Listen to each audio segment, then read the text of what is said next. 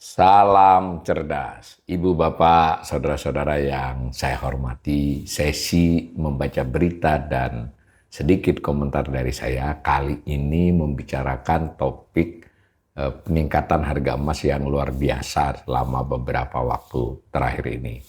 Saya pilih dari CNBC Indonesia. Di CNBC Indonesia ada beberapa berita ya terkait tentang harga emas, media lain juga. Tapi yang menarik saya ada satu tulisan dari jurnalisnya yang melakukan assessment atau penilaian bahwa kenaikan emas itu petanda apa. Nah, judulnya Sejarah Bicara, _2 ya, rekor emas tanda ekonomi dunia di ambang petaka. Wah, judulnya sudah ngeri nih ya. Ditulis oleh Susi Setiawati, CNBC Indonesia, ditayangkan tanggal 8 Oktober jam 4 sore. Ilustrasinya ada gambar emas batangan. Tulisannya begini, harga emas terus mencetak rekor tertinggi sepanjang masa. Kenaikan harga emas seringkali mencerminkan kekhawatiran menuju krisis. Jadi ini memang berulang kali nih harga emas rekor tertinggi sampai sebetulnya kemarin ya setelah berita ini pun masih. Emas disebut sebagai aset pelindung nilai global alias safe haven asset ya. Safe haven asset biasanya dahulu suka dolar ya, emas itu selalu, tapi juga biasanya juga dolar. Nah belakangan kredibilitas dolar sebagai aset safe haven itu udah melemah, emas tetap. Nah, saya baca lagi, ketika harga emas naik tajam dalam waktu singkat, biasanya dunia sedang menghadapi ketidakpastian besar. Hal ini tercermin dalam krisis 10 tahunan. Nah, ini sudah assessment dari jurnalis CNBC ini ya. Kita boleh setuju, boleh tidak, tapi ini kita lihat dulu argumennya. Jika berkaca pada kenaikan harga emas 2024 di sepanjang tahun tersebut, harga emas naik 27%. Jadi sepanjang 2024 naiknya 27% dan mendarat di level 2.623,81 dolar Amerika per troy ounce. Sementara di sepanjang 2025 harga emas dunia telah naik 52%. Wah, jadi ini belum sampai setahun lebih tinggi daripada waktu setahun 2024 ya. Hingga puncak perdagangan Selasa 7 Oktober di level 3.985,48 per troy ounce. Tadi 2.623 aja ya, jadi memang luar biasa ini. Kemudian ada gambar yang ini menarik nih, maksudnya kanal ini saya kira cukup informatif buat kita yang pengen tahu.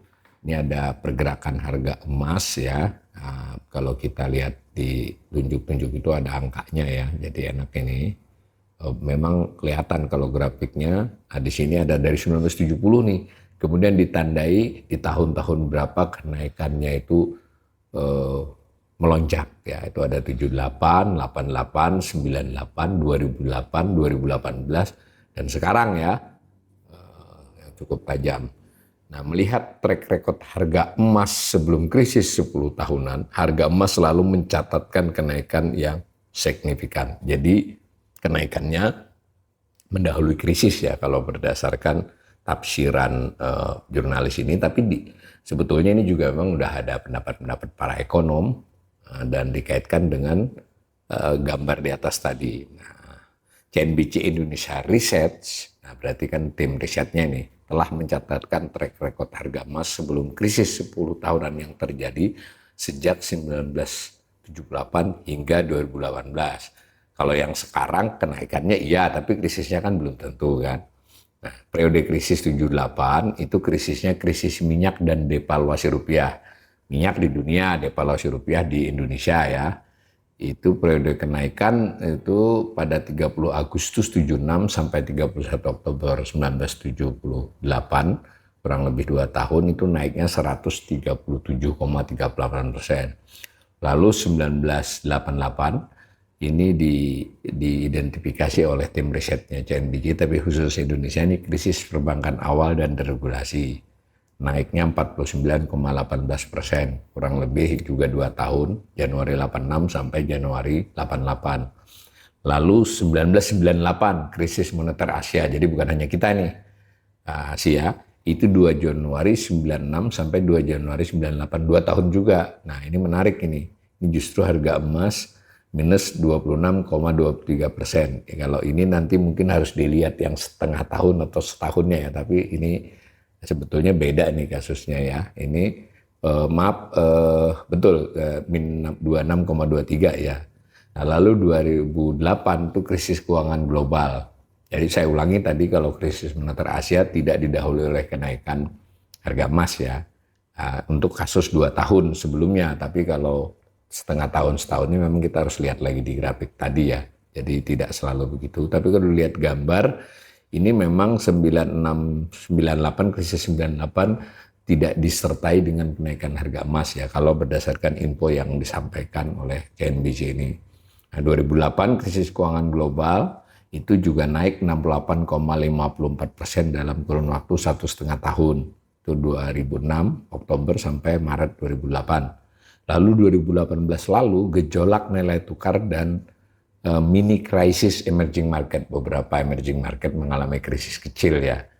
15 Desember 2016 sampai 18 April 2018. Sebenarnya kita juga agak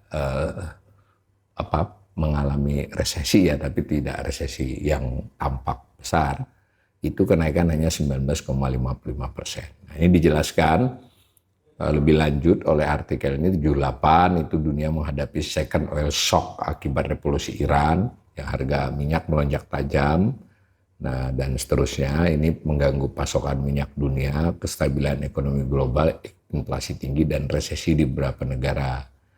Nah, kemudian naik lagi di tahun akhir 78, memicu krisis energi kedua 79-80. Nah, dan seterusnya. Dalam konteks ini, harga emas mengalami pelonjakan ya. Nah, ini catatan-catatan lebih teknisnya saya skip aja. Kemudian kembali tahun 78, di mana harga minyak melonjak, krisis dunia yang dipicu lonjakan minyak membuat ekspor Indonesia jatuh sehingga neraca pembayaran memburuk. Ini untuk memberi konteks dunia dan Indonesia. Lalu pemerintah devaluasi. Nah, tapi di situ sebelum krisis 78 yang dunia itu harga emas melonjaknya luar biasa ini, 137,28% selama kurang lebih kurun waktu 2 tahun ya. Ini untuk tahun 78 tadi. Lalu waktu 88 dijelaskan juga ada Black Monday pada 1987. Nah, lalu terjadi peristiwa-peristiwa. Lalu banyak negara mengalami ketidakstabilan keuangan hingga tahun 88. Negara Amerika Latin seperti Brasil dan Argentina mengalami hiperinflasi dan krisis utang luar negeri akibat Latin American Debt Crisis yang dimulai awal 1980-an. Nah, tahun 88 diberi catatan juga oleh tulisan ini menandai mulainya akhir Perang Dingin dengan Uni Soviet di bawah Mikhail Gorbachev mulai melakukan reformasi perestorika ya, glasnost waktu itu. Terjadi konflik regional, perang Iran dan Irak dan seterusnya. Walaupun Indonesia tidak mengalami krisis ekonomi besar seperti tahun 97-98, 88 ini merupakan tahun penting dalam sejarah ekonomi dan politik Indonesia karena terjadi gejolak perbankan dan gejolak dan kebijakan deregulasi besar-besaran dan seterusnya. Ada Pakto ini untuk merepres kita ya, Pakto 88 lalu dan seterusnya. Nah, di sini yang ingin dikaitkan oleh jurnalis ini, tapi ini memang istilahnya laporan jurnalistik ya, tentu ini men-challenge kita untuk mengecek di studi-studi yang lebih akademis hipotesa-hipotesa ini. Tapi saya sejauh yang dipaparkan ini kelihatannya tim riset CNBC juga mendasari dari hasil-hasil riset dari riset yang lebih ketat ya, yang lebih akademis, diolah mereka, diutarakan dalam bahasa populer sehingga kita bisa membacanya dan mungkin bisa mencerna walaupun kita bukan ahli di bidang akademis ekonomi Ini ingin mengaitkan semua tentang kenaikan minyak dengan peristiwa-peristiwa itu. 98 juga demikian. Nah, ini bagaimana 98 kita mengalami krisis, tetapi jangan lupa ya di sini harga emas beda nih polanya, malah turun ya dalam konteks 2 tahun. Nah, 2008 ada krisis finansial global ya. Nah, kita mengalami resesi itu 2008 akhir sampai dengan awal 2009 ya.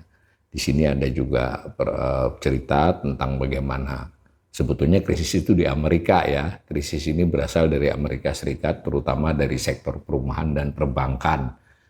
Nah, ini ada penjelasannya bagaimana krisis perumahan Amerika tersebut. Saya kira ini selain terkait dengan emas, ini juga mungkin pemirsa termasuk saya juga mungkin harus mendalami lebih jauh krisis 2007-2008 di Amerika ini yang soal properti, kalau kita memang akan benar-benar melaksanakan program perumahan rakyat 3 juta rumah itu ya. Sekarang sih belum, ini harus menjadi perhatian ya. Kalau polanya serupa, itu tidak mustahil kita juga ikut kena seperti krisis di Amerika dulu. Dulu bahkan ada Lehman Brothers ya, satu bank investasi terbesar di dunia bangkrut dan seterusnya. Lalu dikaitkan dengan harga emas juga yang pada waktu itu naik ya. Lalu 2018 juga dijelaskan tidak terjadi krisis besar global ya seperti 98 maupun 2008. Jadi 2008 itu globalnya besar, kita terdampak tapi hanya resesi. Kalau 98 sebagian dari global tapi kita termasuk yang terdampak paling besar di 98. Cara sejarahnya kan begitu. Nah, ini terus diceritakan juga sejak 2018 itu ada konflik ekonomi antara Amerika Serikat dan Cina, ketegangan global, dan ini berlangsung sampai sekarang kan, aksi dan reaksi sekarang Trump melakukan ini. Nah, di sini menurut tafsirannya tim riset, Indonesia termasuk salah satu negara yang terdampak tekanan global ini ya, dari pertarungan Amerika Serikat dan Cina ini. Nilai rupiah melemah tajam, sempat mencapai 15.200 di Oktober 2018 yang terendah pada waktu itu dari 98. Kalau sekarang kan sudah lebih lemah lagi kan, cuma sempat membaik setahun-tahun setelah 2018 dan seterusnya. Saya ingin menutupnya dengan paragraf-paragraf terakhir. Nah, harga emas pun naik sebelum krisis ya, jadi dan seterusnya. Nah, ini ada informasi 96, 2018 diulangi kembali. Nah, yang jelas tulisan ini ingin memberitahukan kepada kita bahwa kesimpulannya, sekali lagi ini menurut tim riset CNBC ya, tetapi tentu dasarnya adalah kajian-kajian atau riset akademis. Nah, harga emas selalu mengalami lonjakan sebelum krisis terjadi. Hal ini menjadi petanda bahwa banyak investor telah bersiap menghadapi sebuah krisis dengan memborong emas. Nah, ini ada disclaimer bahwa ini pandangan jurnalistik ya, produk jurnalistik, tidak menganjurkan misalnya untuk membeli emas dan seterusnya. Nah, saya tambah sedikit komentar, bahkan yang membeli emas, maksudnya menambah emasnya, itu tidak hanya investor ya, tetapi bank sentral. Masuk bank sentral The Fed. Jadi banyak bank sentral meningkatkan cadangan emasnya. Nah, kita malah kemarin kalau saya tidak salah ada hoax ya bahwa Bank Indonesia menjual cadangan emasnya, sudah dibantah, itu tidak benar karena memang perilaku bank sentral pada saat ini malah kebanyakan menambah. Hanya saja yang menjual itu hoax, tapi Bank Indonesia sendiri tidak menambah cadangan emasnya sudah bertahun-tahun ya. Kalaupun di neracanya tampak meningkat nilainya, nilai dalam rupiahnya itu karena harga emasnya, tapi tonasenya itu tidak meningkat. Jadi Bank Indonesia sejauh ini belum meningkatkan cadangan emasnya ya. Bank Indonesia loh, jangan bicara Freeport, dan ini adalah emas moneter yang menjadi cadangan. Padahal banyak bank sentral dunia di negara-negara di dunia sedang meningkatkan. Berarti relevan dengan artikel ini, sebagian bank sentral tersebut melakukan mitigasi bahwa ada potensi krisis global yang sedang menghadang. Nah, mudah-mudahan Otoritas Ekonomi Indonesia, terutama Bank Indonesia juga itu siap menghadapi kondisi tersebut.